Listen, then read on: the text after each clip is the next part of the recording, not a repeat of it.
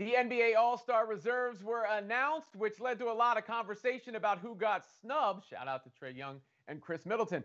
I'm Robin Lundberg here with Ben Pickman and the fantasy exec Corey Parson. And guys, I don't think anybody got snubbed from the NBA All-Star game because there are just too many good players and not enough spots. Everybody that made it is worthy in my mind. And think about it. Damian Lillard wasn't even a starter.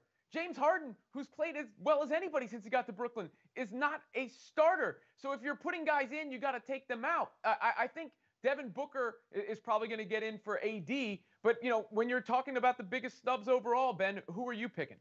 You make a good point, Robin, and maybe we should say who is the biggest surprise left off the All-Star team. And for that, I would go to Chris Middleton of the Milwaukee Bucks. You look at his stats individually, he's been incredibly efficient and incredibly productive, right? 20 points per game, 6 rebounds, and a career high 5.7 assists. He's one of just 9 players in the league to be averaging 26 and 5.5 this year. And he's doing it on a Bucks team, that is at the top of the Eastern Conference, currently third overall. He's a 2-time All-Star previously, having made the last 2 All-Star teams. And I think playing alongside Giannis Antetokounmpo, he's shown this year especially that he can still be a lead creator, a lead playmaker when Giannis is both out of the lineup and when Giannis is in the lineup. And so if I'm going to say that Middleton should have gotten in, I would say probably you have to take someone out, and maybe that's Vooch of the Orlando Magic. Vucevic has been incredibly productive for Orlando, averaging more than 24 points per game, around 24 points per game, and has seen increases overall. But I think Middleton is still a deserving candidate over Vucevic. I mean, you made the good point at the top of this, Robin.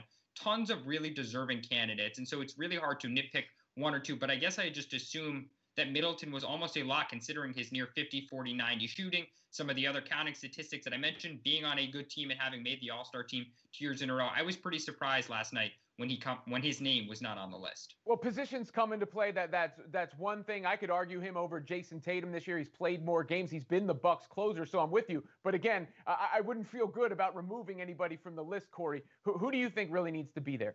I think Trey Young needs to be in the All-Star game, obviously. And let me tell you, to be 100% honest with you, the fact that Trey Young is not in there shows that Pickman must have stuffed the ballot box, because why else wouldn't he be in there? Obviously, we know how much Ben Pickman despises Trey Young. What about all that foul baiting Trey Young does? You think that played a role? Listen, 27 points, 9 assists.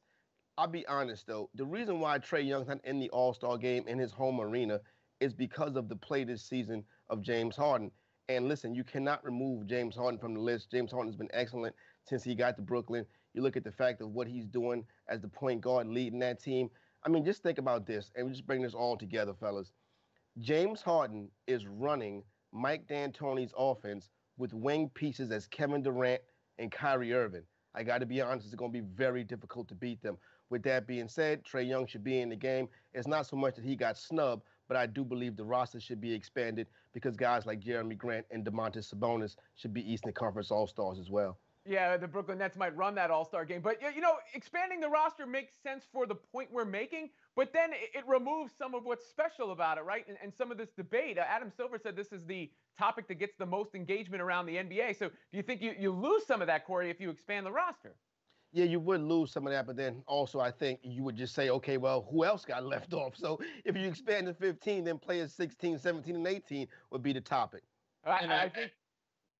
I was going to say, I think we saw that last night, right, with some of the guys who were left off. We haven't even mentioned Gordon Hayward, Shai Gilgeous-Alexander, Mike Conley. We saw immediately last night the snubs to the snubs when people were starting to put together their 5, 7, 8 guys who were left off the team. We then heard 3, 4, 5 other names. Malcolm Brogdon, another one who should have been in the conversation. I think, you do open Pandora's box, but I agree with Corey. It is probably time, and there are a lot of guys who are deserving.